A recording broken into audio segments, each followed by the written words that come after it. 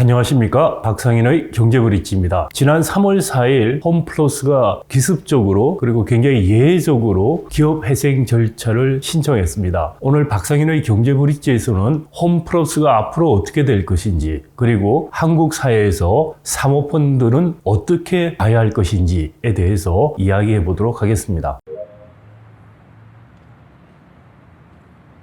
국내 대형마트 업체인 홈플러스가 3월 4일 0시 3분에 기습적으로 법원에 기업회생 절차 개시를 신청했고요. 11시간 만에 법원이 승인을 하는 일이 벌어졌습니다. 기업회생 절차에 들어가게 되면 홈플러스의 채무가 동결됩니다. 그리고 향후 법원의 중재하에 채권자와 채무자인 홈플러스가 채무 조정을 거쳐서 일종의 빚을 탕감받는 절차에 들어가게 되는 것입니다. 그런데 이런 기업회생 절차를 기업들이 신청하는 것은 일종의 최후의 수단에 해당합니다. 왜냐하면 금융시장에서 자금을 조달할 수 있는 상황에서 기업회생 절차를 신청하게 된다면 사실 금융시장에서 더 이상 자금 조달이 어려워질 뿐만이 아니라 기업의 평판이 나빠지기 때문에 계속해서 사업을 영위하는 것도 용이하지 않게 됩니다. 따라서 금융시장에서 자금을 조달할 수 있는 신용등급이 유지되는 이상 기업들이 기업회생 절차를 신청하는 일은 극히 드물다고 할 수가 있겠습니다. 그런데 홈플러스 같은 경우에는 2월 28일에 신용등급이 한 단계 낮아져서 사실 거기서 또 한 단계 낮아지면 홈플러스의 채권들이 이른바 정크본드 수준으로 떨어지는 문제가 발생하기는 합니다만 최종적으로 금융시장에서 자금을 조달할 수 없을 정도까지 신용도가 내려가지 않은데도 불구하고 선제적으로 기업회생 절차를 신청했다는 점에서 매우 이례적이라고 할 수 있고요. 0시 3분에 신청한 것을 법원이 11시간 만에 오전 11시에 승인을 했다는 것도 매우 신속하게 의사결정이 이루어진 결과라고 해석할 수 있습니다. 즉, 홈플러스가 아주 기업회생 절차에 들어갈 때 충분히 잘 준비해서 법원을 신속하게 설득할 수 있었던 것이 아닌가라고 유추해 볼 수 있는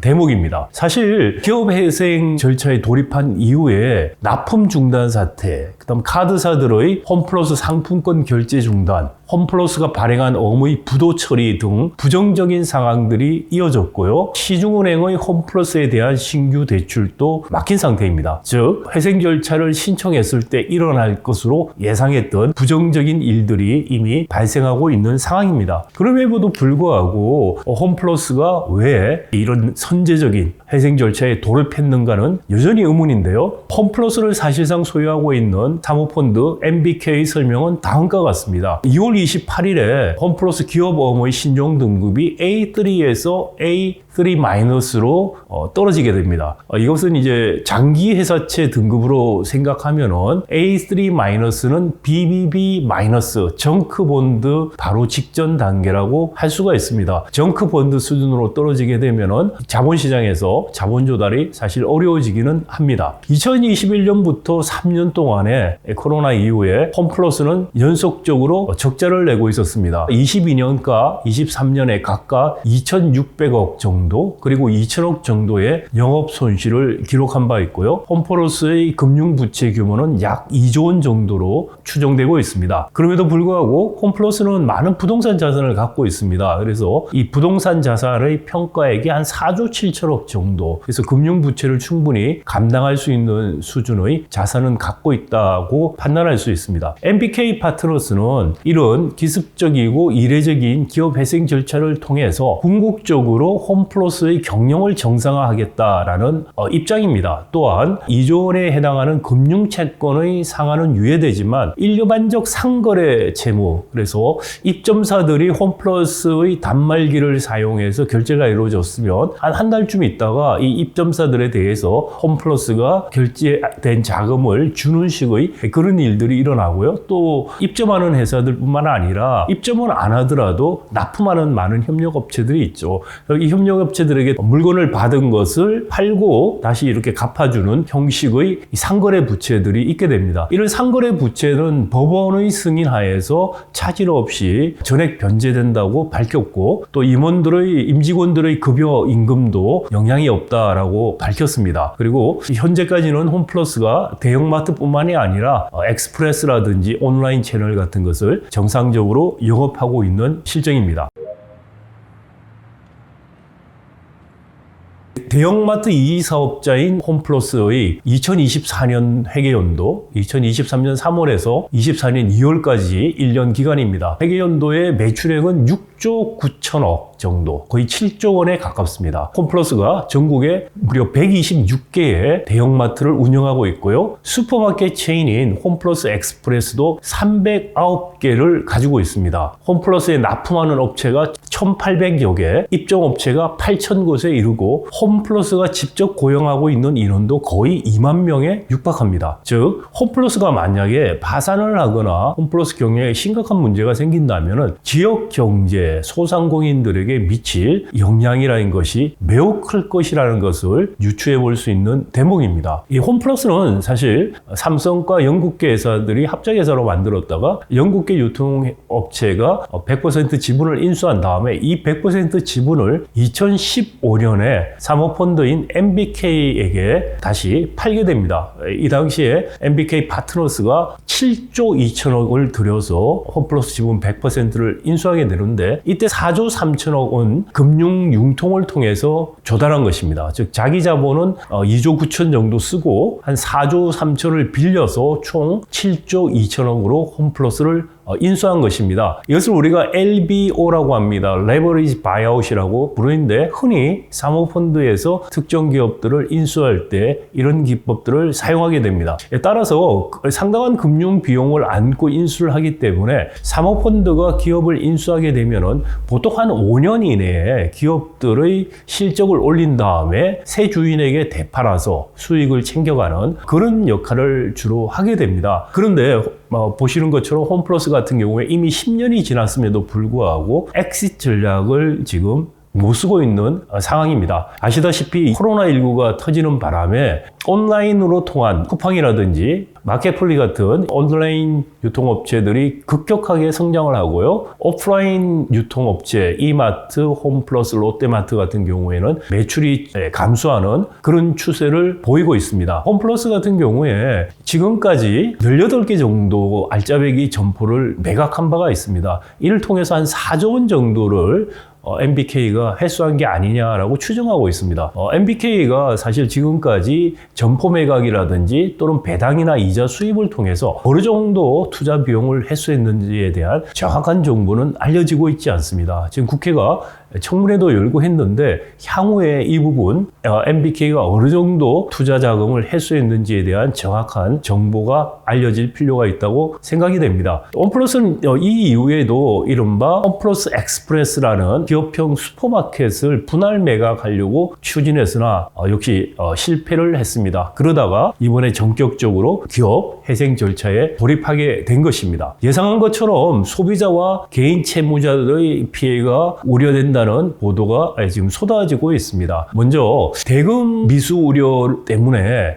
납품업체들이 납품을 중단하겠다고 이야기했다가 법원이 3,500억 정도 납품 대금 변제를 허가했고 협력사들이 납품을 재개하는 일이 벌어졌습니다. 특히 1월 정산금을 입점사들이 아직 받지 못했다는 그런 민원들이 터져나왔고요. 법원이 12월에서 3월까지 정산대금 3,500억 정도 집행을 승인해서 점차적으로 입점사들에게 지금 정산금들이 지급되고 있다고 이야기를 하고 있습니다. 또 홈플러스에서 상품권을 발행해서 일반 소비자들이 갖고 있는 경우가 있는데요. 3월 6일 현재 기준으로 사용하지 않은 상품권이 한 400억에서 500억 정도 될 것이라고 추정을 하고 있습니다. 따라서 홈플러스 상품권 갖고 있다가 홈플러스 망하거나 하면은 이거 못 쓰게 되는 거 아니냐는 불안감들을 가지는 소비자들이 많습니다. 그런데 홈플러스 상품권은 한 96% 정도가 홈플러스 매장에서 사용이 되고 있습니다. 따라서 지금 매장이 정상적인 영업을 하고 있기 때문에 아마 상품권을 갖고 있는 소비자들은 빨리 이 상품권을 소진하지 않을까라고 생각이 되고, 상품권에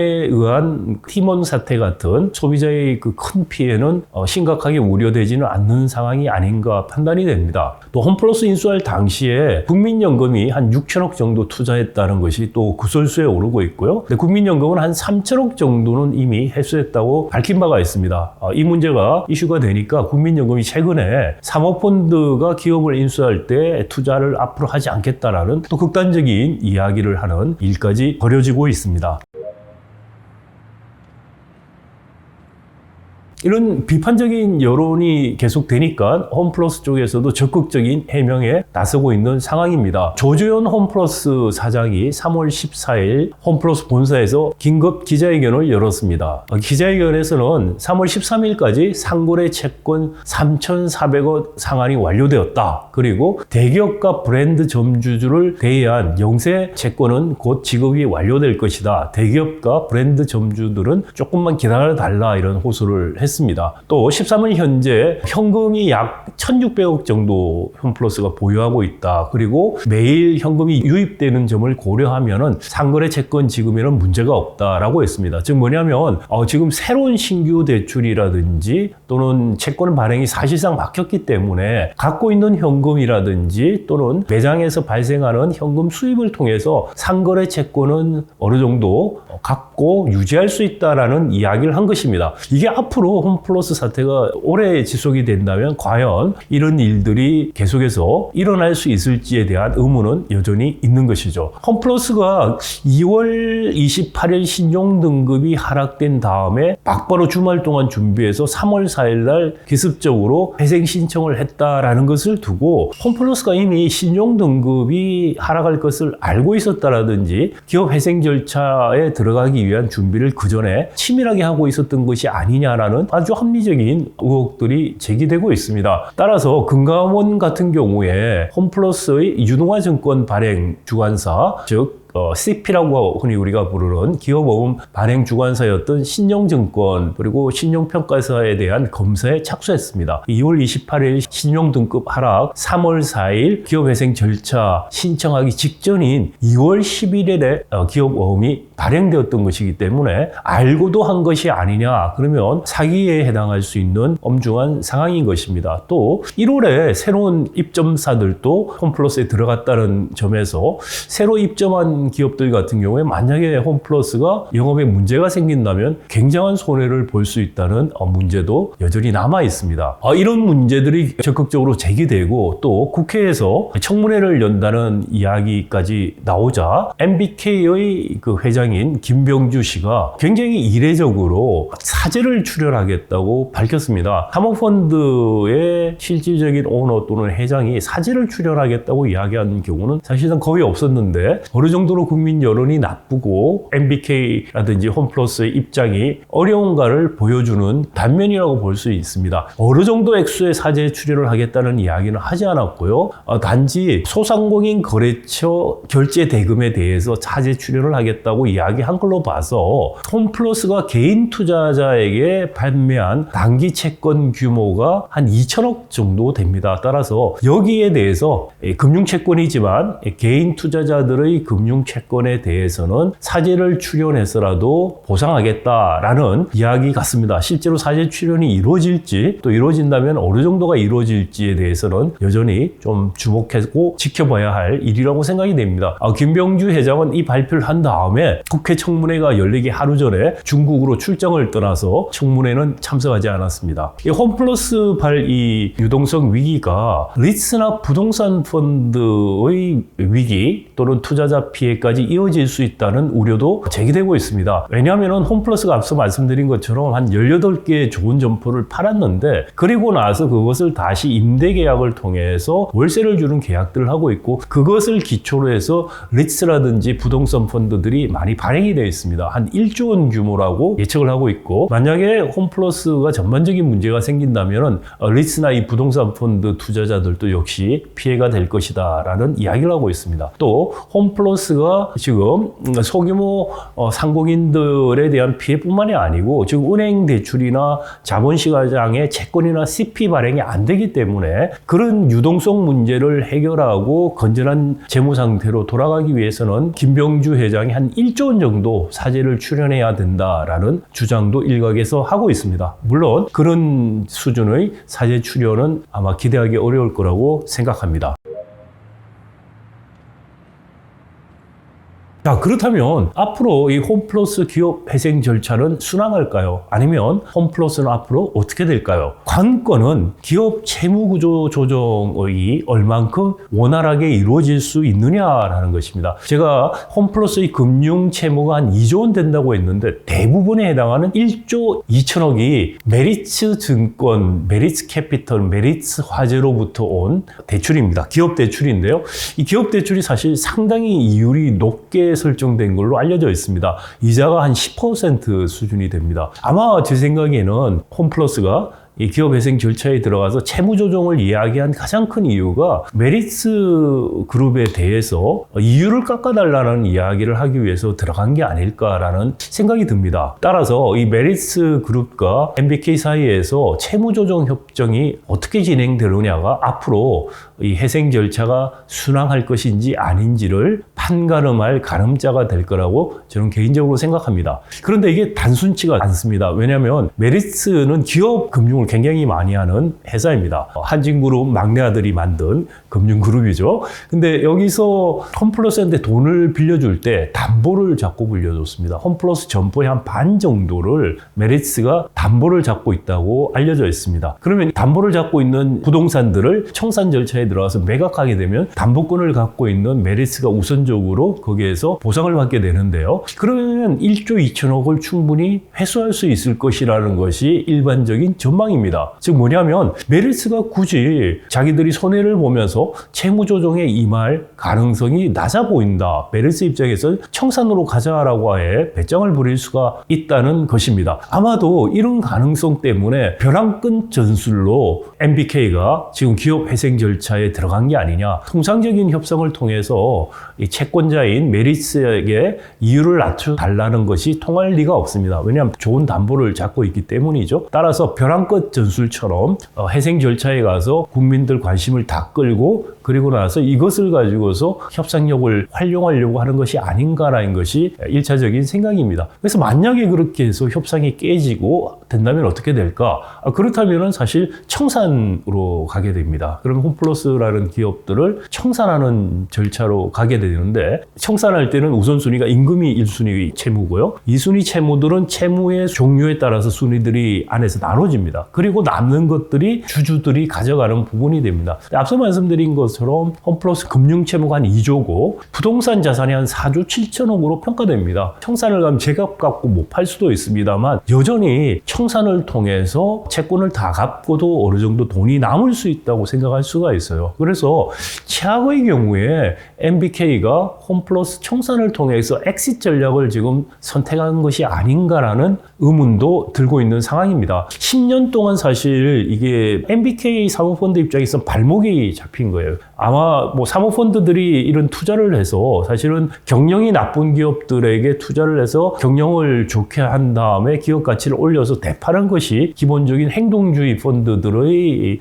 비즈니스 모델입니다. 그런데 이게 한 5년 통상 자꾸 하는 일인데 지금 10년이 걸렸고 엑시스에 대한 전망은 굉장히 어둡고 또 지금도 대형마트들 매출에 대한 전망이 상당히 안 좋기 때문에 MBK 입장에서는 지금 부채 탕감을 받거나 아니면 아예 엑시스를 하는 이른바 손절하는 그런 전략으로 지금 가고 있는 게 아닌가라는 생각을 충분히 해볼 수가 있습니다. 또 만약에 부채를 탕감받고 하더라도 일부 점포들 같은 경우에는 구조조정이나 회전 같은 것들, 매각 같은 것들이 이루어질 수가 있습니다. 이런 구조조정을 통해서 기업 홈플러스 재무 상태를 좋게 한 다음에 MBK가 직접 경영을 계속하는 것보다 계속해서 기업을 할 수 있는 주인을 찾아서 하는 전략 그런 것도 염두에 두고 있지 않을까라는 생각이 듭니다. 어쨌든 제 생각에는 MBK가 홈플러스를 어떤 식으로라든지 처리를 해야겠다는 그런 전략적 결단을 한 것이 아닌가라는 생각이 듭니다. 이런 것 때문에 사실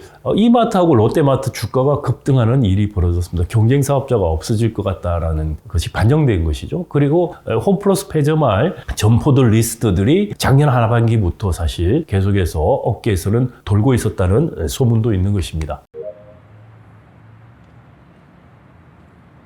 자, 그렇다면은 이 기업 회생 절차에 우리 정부나 법원이 어떻게 임해야 될 것인가, 어떤 원칙을 가지고 협상이나 또는 관리를 해야 될 것인가 한번 살펴보겠습니다. 세 가지 정도 원칙이 필요합니다. 첫 번째는 이런 절차를 통해서 대주주가 가장 많은 손해를 보고 책임을 져야 된다는 원칙이 분명히 지켜져야 된다는 것입니다. 채무자도 노동자도 일반 소비자도 아닌 대주주가 경영 실패에 대한 책임을 가장 무겁게 질 수 있도록 그런 식의 관리와 채무 조정과 협상이 이루어져야 된다는 것을 지켜야 된다는 것이고요. 이 과정을 통해서 홈플러스가 청산이 일어나면서 대규모 폐점과 실업과 또 소상공인 사회에 나쁜 영향들이 미치지 않도록 관리하고 정책적으로 유도하는 것이 필요하다고 생각이 됩니다. 즉, 홈플러스가 장기적인 경영을 할 수 있는 새로운 경영진 또는 사업을 할 주주들 그룹들을 찾을 수 있는 그런 계기가 될 수 있도록 정부가 법원이 관리할 필요가 있고 유인할 필요가 있다고 생각이 됩니다. 마지막으로 이 모든 과정을 통해서 소비자들, 노동자들 그리고 입점사들이 손해를 보지 않도록 충분한 보상과 보호를 받을 수 있는 그런 정책들이 병행될 필요가 있습니다. 홈플러스 사태를 계기로 해서 MBK 사모펀드에 대한 부정적인 여론이 높아지고 있습니다. 그전에도 고려아연 경영권 분쟁 때문에 MBK가 많은 구설과 또 언론의 조명을 받은 적이 있습니다. 우리나라에서는 사모펀드에 대해서 기본적으로 굉장히 부정적인 인식이 강합니다. 예를 들어서 엘리엇이라는 사모펀드도 이른바 행동주의 펀드입니다. 미국이나 이런 데서는 행동주의 펀드로, 그래서 사실 경영이 제대로 안 되고 경영이 참호화되는 기업들을 적대적 인수합병을 통해서 기업 가치를 올려서 되팔고해서 전반적으로 사회에 좋은 기여를 한다고 평가를 받고 있는 펀드입니다. 그런데도 불구하고 우리 삼성물산 제일모직 기업 합병 과정에서 엘리엇이 보여준 것은 전형적인 벌처 펀드, 즉 우리가 흔히 말하는 먹튀의 전형을 보여줬습니다. 사실 투자자 국가 분쟁까지 가면서 우리 정부를 통해서도 사실 많은 돈들을 받아갔는데요. 그럼에도 불구하고 엘리엇이 공식적으로 내놓는 자료는 뭐냐면 자기들은 한국의 기업 가버넌스를 한 단계 업그레이드하기 위해서 했다는 이야기를 합니다. 결국 엘리엇은 많은 이윤을 가져갔습니다만은 엘리엇이 기업 결합 과정에 개입함으로 인해서 한국의 기업 가버넌스가 좋아졌느냐? 전혀 좋아진 건 없습니다. 자, 그러면 엘리엇이 기회주의적으로 행동했고 한국에서는 벌초 펀드처럼 행동했다는 것이 사모펀드나 행동주의 펀드가 항상 그렇다는 것을 의미하는 것은 아니라는 것이 중요합니다. 사실 우리 같은 경우에 밸류업 이야기도 나옵니다만 PBR 같은 경우에 1배 미만인 기업들이 상장 기업의 반이 넘습니다. 50%가 훨씬 넘는 수치입니다. 즉 뭐냐면 청산과 가치가 시가총액보다 더 높은 매우 비정상적인 상황에 있는 기업들이 상장 기업의 절반이 넘는다는 것입니다. 삼성전자도 최근에 PBR이 거의 1까지 가고 있습니다. 자, 이것은 무엇을 말하냐면은 경영을 제대로 안 하고 있다는 함의가 되고요. 그럼에도 불구하고 이런 기업들이 지속적으로 많다는 것은 경영 참호화가 이루어지고 있다는 것입니다. 효율적이지 않은 경영을 해도 경영진 교체가 실질적으로 주주총회나 이런 걸 통해서 이루어지지 않고 있다는 걸 의미하죠. 이런 경우에 자본시장에서의 이른바 디서플레인, 자본시장을 통한 기업 지배구조라는 것이 바로 적대적 M&A 시도라고 할 수 있습니다. 이 적대적 M&A가 일어나거나 또는 이런 위협이 있다는 것 자체가 경영의 효율을 가져오고 PBR을 높여서 밸류업이 일어나게 하는 순기능을 하게 됩니다. 사실 미국에서 행동주의 펀드에 대한 많은 실증 연구들은 이런 순기능이 훨씬 크다는 걸 보여줬고요. 특히 일본의 경우에 사실상 기업 밸류업을 시작했던 2015년 이후에 이런 행동 행동주의 펀드들이 일본 주식시장에 들어옴으로써 일본 기업들의 수익성을 많이 향상시켰다는 그런 실증 연구들이 옵니다. 물론 행동주의 펀드들이 위너피킹 하듯이 좋은 기업들에게 투자를 한다는 경향이 있습니다. 근데 그것을 고려하더라도 기업의 실적을 향상시키는 긍정적인 역할을 했다는 것입니다. 왜 미국이나 일본에서는 행동주의 펀드들이 긍정적인 역할을 하는데 우리나라에서는 그렇지 않을까? 결국은 어떻게 보면 우리의 소유 지배 구조라든지 한국 자본시장의 문제라고 할 수가 있습니다. 우리가 정말 기업 밸류업 프로그램을 통해서 자본시장을 활성화시키고 그리고 기업의 효율성을 향상시키기 위해서는 향후에 행동주의 펀드들의 역할도 중요합니다. 우리가 어떻게 하냐에 따라서 행동주의 펀드들이 맹수도 될 수 있고 그리고 자본시장의 워치독, 파수꾼 역할을 할 수도 있습니다. 행동주의 펀드를 악마하거나 욕하는 것은 기득권 경영자들에게 도움만 되는 일이 될 수 있습니다. 행동주의 펀드들을 어떻게 활용해서 도움이 되게 하느냐 안 하느냐는 결국 우리들의 몫이다라는 점 강조하고 싶습니다. 박상인의 경제브릿지 여기서 마감하겠습니다. 감사합니다.